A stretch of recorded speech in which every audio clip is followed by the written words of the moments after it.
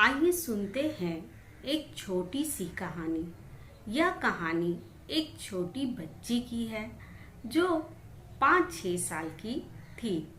एक दिन उसके गांव में मेला लगा और वह अपनी माँ से जिद करने लगी कि माँ, मुझे मेला देखने जाना है। और वहाँ गणेश जी की मूर्ति की स्थापना हुई थी।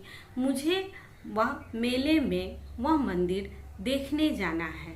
तभी उसकी माँ उसे समझाती है कि बेटा, तुम बहुत छोटी हो, मेले में गुम हो जाओगी।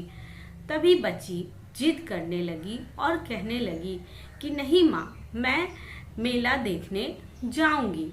तभी उसकी माँ ने 2 लड्डू और 1 घड़ा पानी उसे दे दिया और कहा कि बेटी, 1 लड्डू और आधा घड़ा पानी गणेश जी को पिला देना और उसके बाद 1 लड्डू और जो पानी बचेगा उसे पीकर मेला घूमकर घर वापस आ जाना।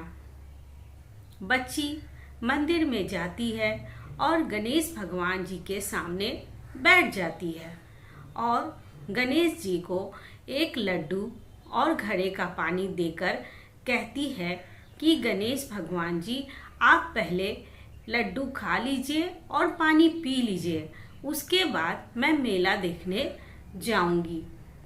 इसी तरह सुबह से शाम हो गई, लेकिन वह बच्ची वहां से हटी नहीं।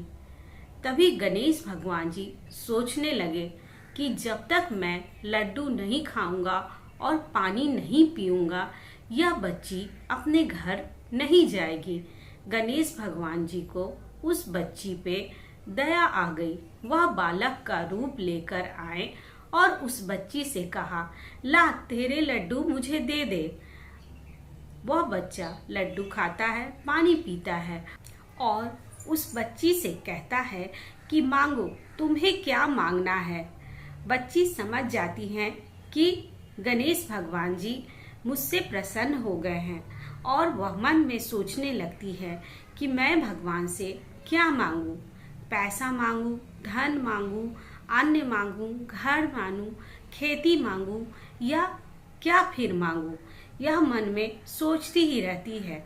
तभी गणेश भगवान जी कहते हैं कि मन में तुमने जो भी सोचा है वो तुम्हारा सभी पूरा हो जाएगा। अब जा, जल्दी अपने घर जा, तेरी माँ तेरा इंतजार कर रही होगी। वह जैसे ही घर पहुंचती है, उसकी माँ बहुत घबराई हुई रहती है।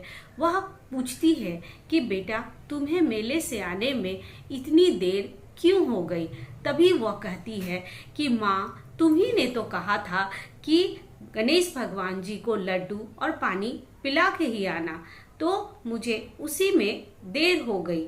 तभी गणेश भगवान जी ने मुझसे प्रसन्न होकर कहा कि जो तुम्हारी इच्छा है वो मुझसे मांग लो। तो उन्होंने कहा कि तुमने जो भी मन में सोचा है वो तुम्हारा सभी पूरा हो जाएगा।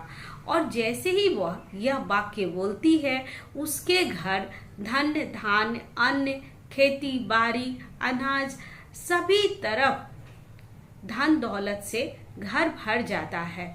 और उसकी माँ यह सब देखकर बहुत प्रसन्न होती है और गणेश भगवान जी को नतमस्तक होकर प्रणाम करती है।